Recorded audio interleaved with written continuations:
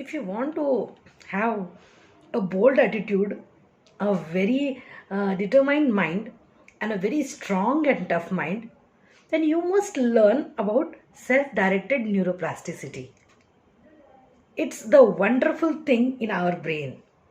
You can call it as a power within. What happens generally? We are getting a lot of information from outside, and our consciousness gets impact of that information.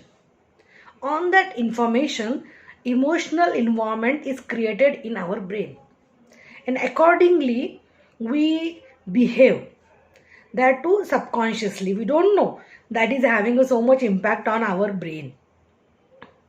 So like if you are listening to some podcast, if you are watching some television show, subconsciously you mirror that behavior, you mirror that ideas.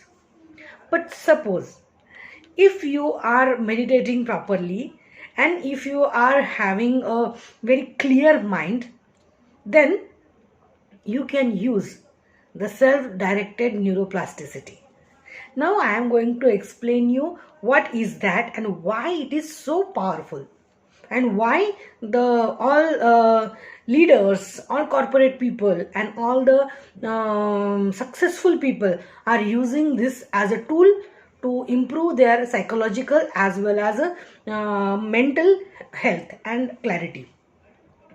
Self-directed neuroplasticity is using the brain's power of change, and that too in our desired direction. For that, we have to create a barrier between the external environment and internal environment. What is external and internal environment? External environment is out of our five senses. Whatever we are watching, whatever we are listening, whatever we are tasting, so those stimulations come from the external stimulus. And what is internal environment? Internal environment is joy, happiness, your feelings, your creativity, imagination. So all these things, they come from within. So how you can tap that power? For that, you must sit for every day for 10 minutes. Find one idea and try to create how I can use that idea in my practical life. That will give you the use of your brain power to create something which is very original, which is not copied by somebody else. And this self-directed neuroplasticity creates a great kind of a projects, designs, and different kind of unique things. And that's why all designers or very creative people, they need a silence, they need their own world. They create an emotional environment inside their mind, and that is the self-directed neuroplasticity. This plasticity is not it's actually a real freedom, because when you are totally dependent on self-directed neuroplasticity, you are giving the direction, you are sitting on the driver's seat. On the contrary, when you are having the effect of external stimulation of the world, then you are at the back seat of the car and somebody else is driving. So why self-directed neuroplasticity is important? To express your potential, to grow your potential, and to understand your potential. Unless and until you will listen to yourself, you won't be able to know what capacity you are having. And that's why self-directed neuroplasticity is very important.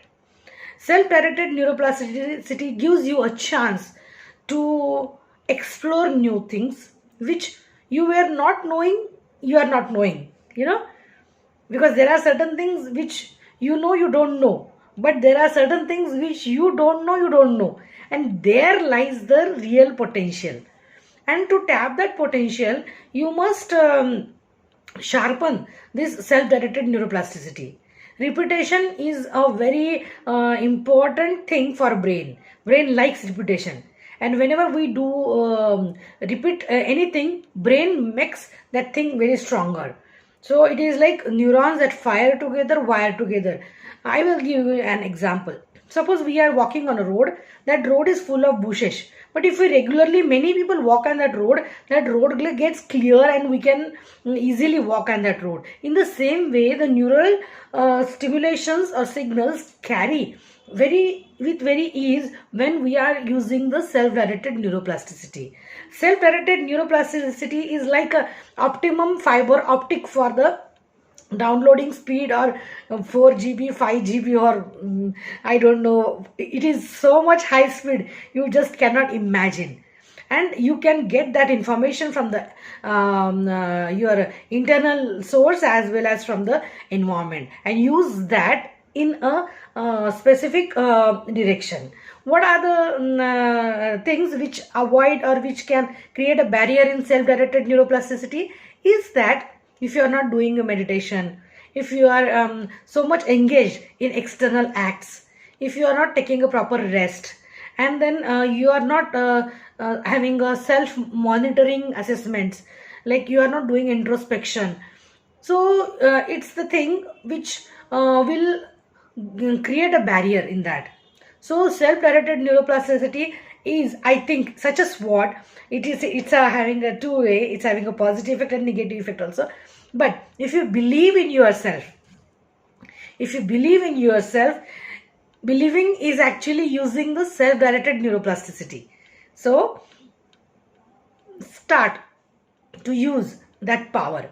Start to use the power of your brain to change the story of your life. And you can do it. If so many people have changed themselves in their life, why can't you? So my dear friends, use self-directed neuroplasticity as a psychological tool to help you to win in any situation. Thank you.